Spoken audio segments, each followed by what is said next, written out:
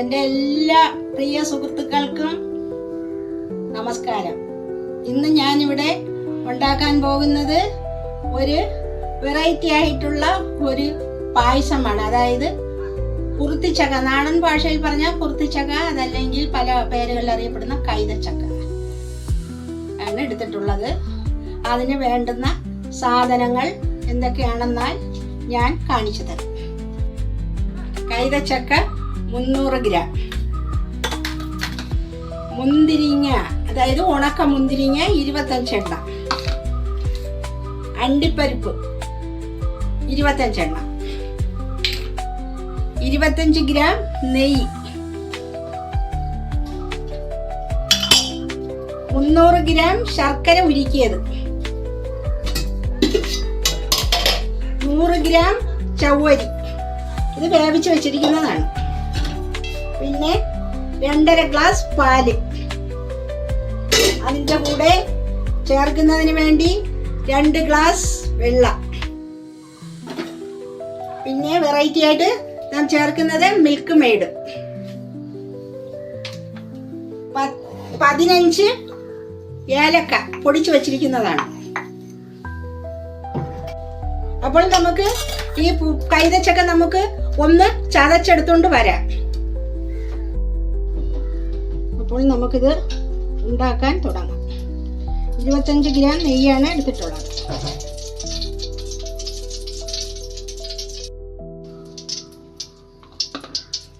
നെയ്യ് ചൂടായി വന്നതിന് ശേഷം നമുക്ക് അതിൽ ഇത് ഇട്ട് കൊടുക്കാം. നെക്സ്റ്റ് കൊടുക്കാം.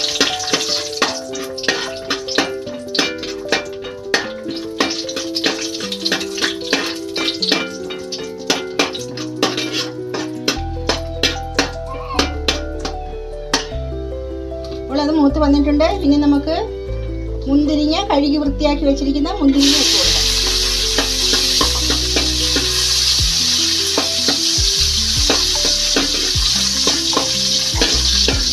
ഇനി നമുക്കതിൽ ചതച്ച് വെച്ചിരിക്കുന്ന കൈതച്ചക്ക ചേർത്ത് കൊടുക്കാം.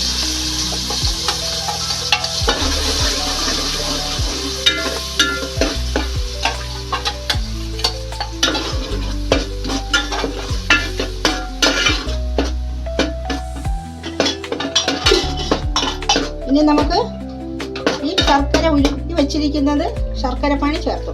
ഉരുക്കി അരിച്ച് വെച്ചിട്ടുള്ളതാണ്. ഇത് ശർക്കര പാനി കുറച്ച് വറ്റി നെയ്യ് തെളിയുന്നത് വരെ നമുക്കിങ്ങനെ ഇളക്കി കൊടുക്കാം.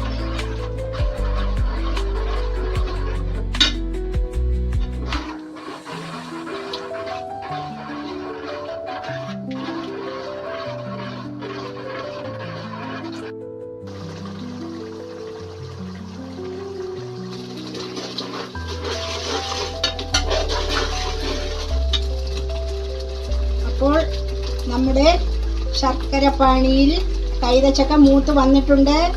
അത് കയ്യിലെല്ലാം തെറിച്ച് തുടങ്ങിയിട്ടുണ്ട്. അപ്പോൾ ഈ പരുവത്തിലാക്കി എടുക്കണം. അതിനുശേഷം നമുക്ക് ചവ്വരി ചേർത്ത് കൊടുക്കാം. 50 ഗ്രാം ചവ്വരിയാണ് എടുത്തിട്ടുള്ളത്.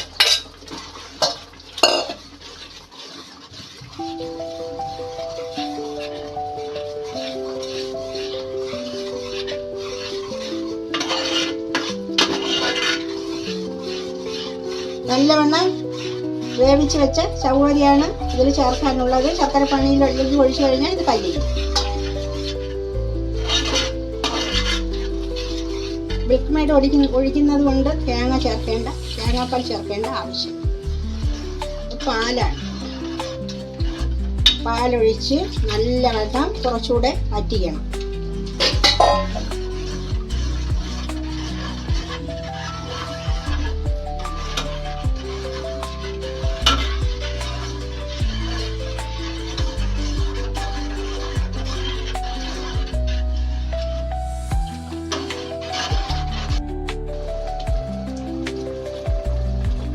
ഇത് ഏകദേശം വറ്റി വരാറായിട്ടുണ്ട്. ഇനി നമുക്കതിൽ നമ്മുടെ ഏലക്കപ്പൊടി വിതറി കൊടുക്കാം.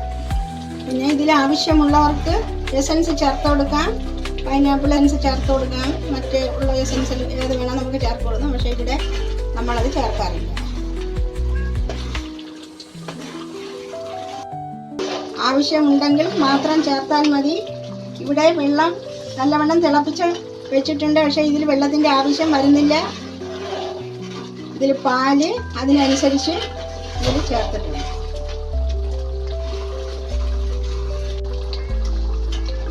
അപ്പോൾ പ്രേക്ഷകരെ, നമുക്കിതിൻ്റെ കൂട്ടുകളെല്ലാം ശരിയാണോ എന്നൊന്ന് നോക്കാം.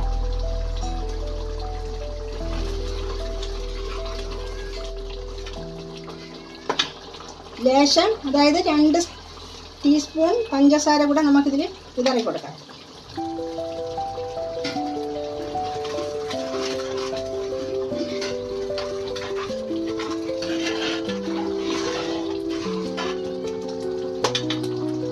ഇനി നമുക്ക് ഇതിൻ്റെ അവസാന ഇൻഗ്രീഡിയൻസായ ഉപ്പ്, ഇതാ ഇത്ര, ഒരു നുള്ളുപ്പ് ഇത്രയാവുക, അതുകൂടെ ചേർത്ത് കൊടുത്ത് നമുക്കിത് ഇറക്കി വയ്ക്കാം. ഉപ്പ് കൂടിപ്പോവരുത്, ശർക്കരയിൽ ഉപ്പുണ്ട്.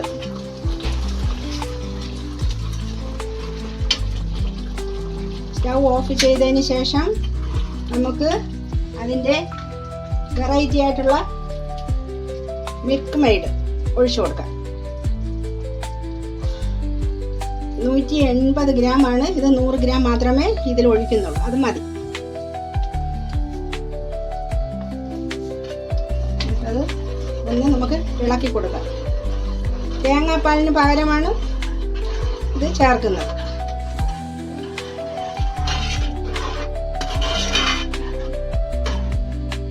അപ്പോൾ നമ്മുടെ കൈതച്ചക്ക പായസം റെഡിയായി വന്നിട്ടുണ്ട്. ഇനി നമുക്കത് കുറച്ച് സമയം തണുക്കുന്നതിന് വേണ്ടി നമുക്ക് മാറ്റി വയ്ക്കാം. എൻ്റെ പ്രിയ സുഹൃത്തുക്കളെ, എൻ്റെ കൈതച്ചക്ക പായസം റെഡിയായി വന്നിട്ടുണ്ട്. എല്ലാവരും ഇതൊന്ന് ട്രൈ ചെയ്ത് നോക്കണം, ഉണ്ടാക്കി നോക്കണം. ഉണ്ടാക്കി നോക്കിയിട്ട് കമൻറ്റിലൂടെ എന്നെ അറിയിക്കണം. അതീവ രുചിയാണിത്. ഇതിൽ ആവശ്യമുള്ള എല്ലാ സാധനങ്ങളും പക്ഷേ ചേർക്കണം, പ്രത്യേകിച്ച് മിൽക്ക് മെയ്ഡ്. അത് ചേർത്ത് നിങ്ങൾ ഉണ്ടാക്കി കഴിക്കണം. എല്ലാവർക്കും നന്ദി, നമസ്കാരം. അടുത്ത വീഡിയോയുമായി നമുക്ക് അടുത്ത ആഴ്ച തന്നെ കണ്ടുമുട്ടാം.